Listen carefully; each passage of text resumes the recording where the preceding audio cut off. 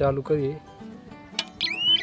જે આપણે પ્લાસ્ટિકની આવી કંઈક નરી છે તેનાથી આપણે ચેક કરીએ. ઝાટકાનો અવાજ તમને સંભળાતો હશે આ જગ્યાએ, અને તેમને પણ ઝાટકો આવવાથી જો તમે વાયર તોડી નાખે આવી રીતના.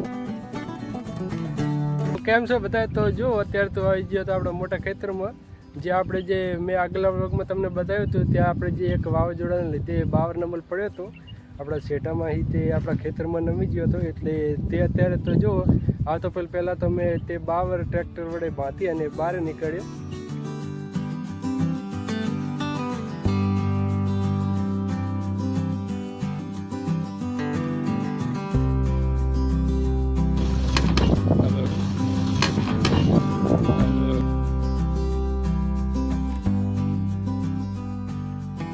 ખેતરમાં જે આપણે પલ્લુ લગાવેલ છે ત્યાં મોસમ લેવાના બાકી હતા, એટલે પછી તે મેં આ મોસમ અત્યારે લઈ લીધા.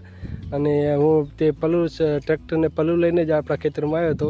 તો જે આપણે થળિયું બહાર કાઢ્યું જે બાવરનું, તે આપણે હમાર બનાવવા માટે કામ આવી જશે. એટલે આપણે તેને હવે આ જે પલ્લુ રહ્યું તેને અહીંયા બાંધી અને તેને આપણે ઘર લઈ. આપણે સવારમાં જે ટ્રેક્ટર વડે ઢાળી અને આપણે ઘેર લાવી અને જો આપણે જે લાઇટનું કનેક્શન થાય તેને નીચે રાખી દીધું છે. આરું સુકાઈ જાય કમ્પ્લીટ, એટલે તેને આપણે એક ખમાર બનાવડાવી દઈશું વેરાઈને કમ્પ્લીટ. અને અહીંયા છે આપણી મોટર હાલ બંધ પડી છે, સવારમાં થોડી વાર ચાલુ કરી હતી આપણે. ત્યાં કપાસમાં આજે પાણી આવ્યું છે અને અહીં રાખેલું તો આપણે ઝાટકો હાલ ચાર્જિંગ માટે મૂકી દીધો છે ઘરે. તો રાતે તો જો લાઇટ આવી નથી એટલે ઝાટકો ચાર્જિંગ નહોતો થયો, એટલે આપણે રાતે તો ટેસ્ટિંગ ના થયું. પરંતુ આજે સાંજે આપણે તેને ટેસ્ટ કરીશું. અત્યારે ચાર્જિંગમાં પડ્યો છે એટલે કમ્પ્લીટ ચાર્જિંગ થઈ જશે તેની જે બેટરી રીતે. અને પછી આપણે સાંજના ટાઈમે અહીંયા મૂકશું એટલે આપણે ચેક કરશું કે અંદર કેવો ઝાટકો આવે છે. આજે આપણે કપાસને 9 દિવસ કમ્પ્લીટ થઈ ગયા છે, એટલે આપણે તેને ચોથું પાણી પણ પાઈ દીધું હતું. કેમ કે જો વરસાદ હજી થોડોક ખેંચ કરી શકે છે, થોડા દિવસો હજી વરસાદને આવવામાં લાગી શકે છે. એટલે અત્યારે આપણે જો લૂ અને વાયરો અને પવન બહુ વાય છે, અને સાથે સાથે ગરમી પણ એટલી પડે છે. એટલે આપણે કપાસનું જે આપણે પાઈએ ઘડીક વારમાં તેના સારા સુકાઈ જાય છે, પાણી સુકાઈ જાય છે, એટલે તેનો ભેજ પણ જતો રહેશે. એટલે આપણે જો અત્યારે તો આપણે થોડા દિવસોના અંતરે આપણે પાણી આવતું રહેવું પડશે. અને આજે જે કપાસ ઉગવામાં અમુક જગ્યાએ ગેપ રહી ગઈ હતી, તે ગેપમાં પણ કપાસ સોંપી દીધો છે. અને તે સોંપ્યો એટલે આજે આપણે પાણી આપી દીધું એટલે તે પણ કમ્પ્લીટ ઉગી જશે. અને જો આપણે ચારે બાજુ આ રીતના ધાબળા ખોડી અને અહીંયા વાયર બાંધી દીધો હતો કમ્પ્લીટ. જો આ રીતની ઘરેડિયામાં વાયર ભરી દીધો હતો. આજે જો આપણે 9 દિવસ કમ્પ્લીટ થઈ ગયા છે, એટલે કપાસનો તમને વિકાસ બતાવું કે કપાસ કેવો થયો છે. તો જુઓ તમે, જે પહેલાં 2 પત્તી હતી અને પછી પણ જો આ રીતની પત્તી કાઢી છે, એટલે ટોટલ 4 પત્તી ઉપર થઈ જશે. અને બીજા છોડ પણ તમને બતાવું તેવી જ રીતે જુઓ તમે, આ રીતના કંઈક આપણો કપાસ હાલ થયો છે. આ છોડ તમે જુઓ. હવે ઝાટકો આપણે સવારનો ચાર્જિંગ મળ્યો છે, એટલે અત્યારે થોડો ચાર્જિંગ થઈ ગયો હશે. તો રાત પડવાનો ઇંતજાર ના કરીએ અને અત્યારે ટેસ્ટિંગ કરી લઈએ કે ઝાટકો કેવો આવે છે.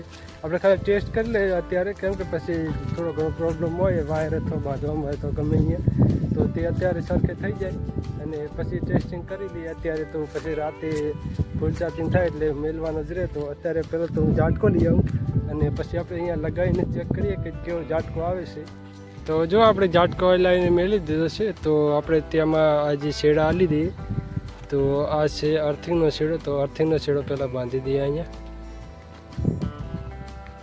આમાં પિનિયા લગાવવાના આવે ડાયરેક્ટ, પણ પિનિયા ખોઈ ગયા છે, એટલે અત્યારે તો આપણે આવો જુગાડ કરીએ. તો જો આપણે અહીંયા બંને છેડા આલી દીધા છે. આ છે અર્થિંગનો અને આ છે મેન જે પીળા કલરનો રહ્યો હતી.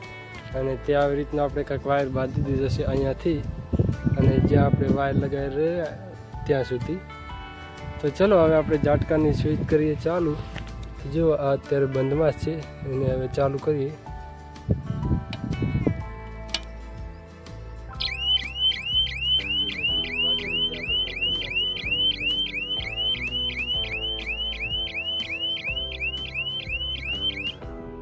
તો જુઓ બીપ તો બંધ થઈ જશે અને ઝાટકો પણ ચાલુ થઈ જશે. તમને અવાજ સંભળાતો હશે અને આ લાઇટ થાય રહી છે,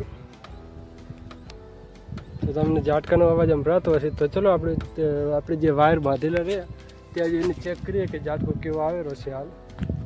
તો જો આપણે ઝાટકાને ડાયરેક્ટ કાઢીને તો ચેક ના કરાય, કેમ કે ઝાટકો બહુ તેજ આવે છે, હાડકા સુધી હલાવી નાખે છે એવો ઝાટકો આવે છે. કેમ કે મને આમાં પહેલાં ઝાટકો આવેલો છે, એટલે આપણે તેનો જે વાયર રહ્યો તેને આપણે નીચે એક સૂકા લાકડા વડે અડાડીને ચેક કરીએ, કેમ કે જો અર્થિંગ નીચે છે અને આ મેન વાયર છે અને બંને કોન્ટેક્ટમાં આવશે એટલે ત્યાં અવાજ આવશે. એ આપણે આ પ્લાસ્ટિકની આવી કંઈક નળી છે તેનાથી આપણે ચેક કરીએ. તો અહીંયા વાયર માથે નાખી દઈએ અને જોઈએ કે કેવો ઝાટકો આવે છે.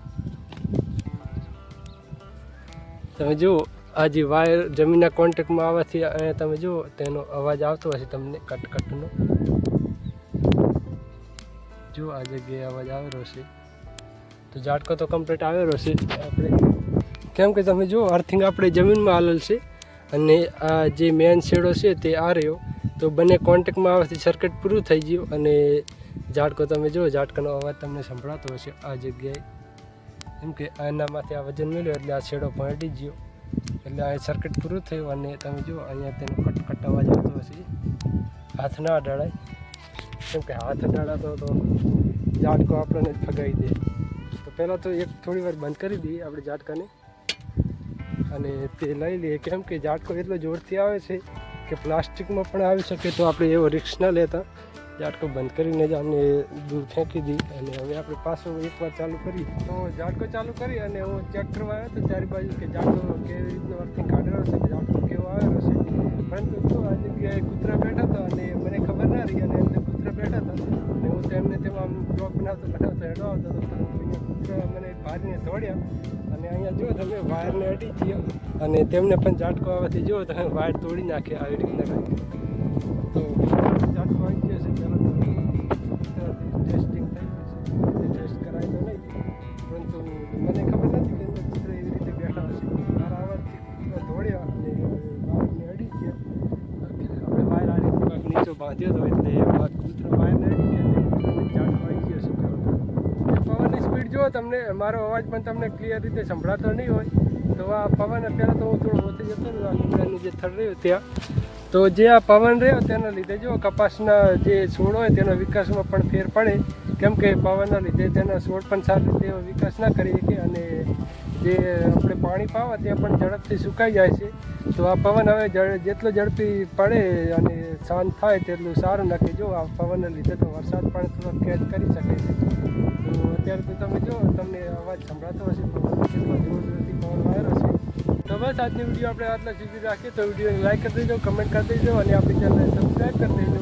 તો મળી જશે બીજા વિડીયોમાં. ત્યાં સુધી જય ભારત. તો જો હું ત્યાં હતો અને ત્યાં પવન બહુ હતો એટલે વિડીયોને એડિટ કરવામાં